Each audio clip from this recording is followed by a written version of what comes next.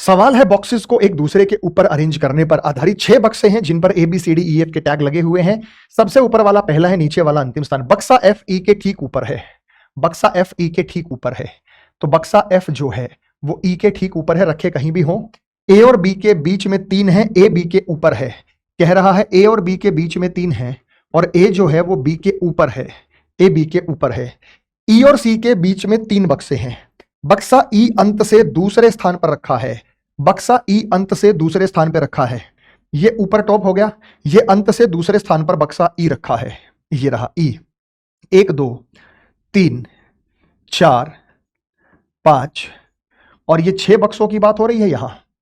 और E और D के बीच में एक बक्सा है, अगर E यहां है तो यहां पे D आएगा।